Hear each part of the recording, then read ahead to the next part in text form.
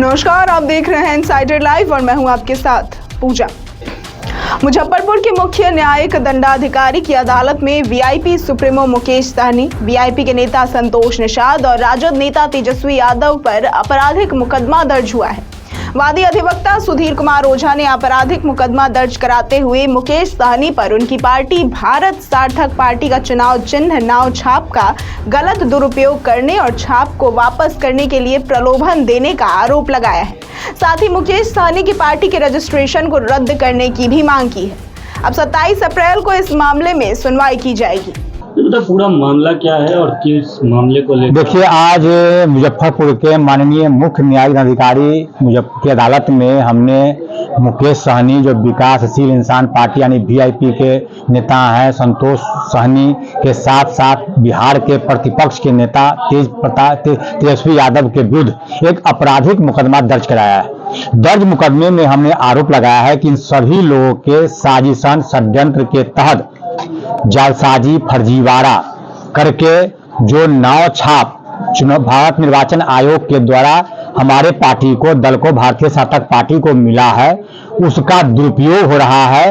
उसका खुलेआम इन लोगों के द्वारा दुरुपयोग किया जा रहा है। अभी जमुई शेखपुरा में जो चुनाव का कार्यक्रम था लोकसभा का, मंच पर ये सभी लोग भाषण दे रहे थे।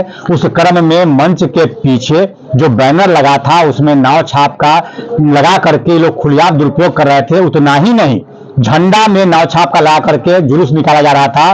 और 31 हद तो तब हो गई जब 31 मार्च को जन्मदिन मनाया मुकेश सहनी, तो उन्होंने अपने कार्यालय में पीछे बैनर लगा करके जिसमें नाव छाप का चिन्ह दे करके और कई कार्यक्रम किया है। इसको लेकर के हमने भारत निर्वाचन आयोग से एक शिकायत भी की है कि इनके दल को, जो रजिस्टर्ड पार्टी है, उसको रद्द किया जाए, इनके पार्टी का रजिस्ट्रेशन रद्द किया जाए। और इसके साथ साथ आपराधिक मुकदमा भी हमने कोर्ट में किया है, जो आईपीसी की धारा 420, 467, 68, 71 के साथ साथ आईपीसी की धारा 171 की कई धाराओं में यह मुकदमा हमने दर्ज किया है। माननीय न्यायालय ने इसे गंभीरता से लिया है और सुनवाई के लिए 27/4 की तिथि मुकर्रर की है। इस बीच में मैं बता दूं, आश्चर्य की बात है कि जब मुझे चुनाव चिन्ह आवंटन हुआ निर्वाचन आयोग के द्वारा, हम प्रेस कॉन्फ्रेंस कर रहे थे, उसी दौरान इनके लोगों के द्वारा धमकी दिया गया। कई मीडिया के साथियों के ऊपर भी फोन आया। जब उससे मैं विचलित नहीं हुआ, तब प्रलोभन दे करके हम लोगों के साथ पैसा दे करके छाप को वापस लेने का प्रयास किया गया। उसमें भी सफलता नहीं मिली। तो इस तरह का घिनौना काम यह चुनाव में कर रहे हैं, जबकि हमारी दल कई जगह पर अपना प्रत्याशी खड़ा कर रही है।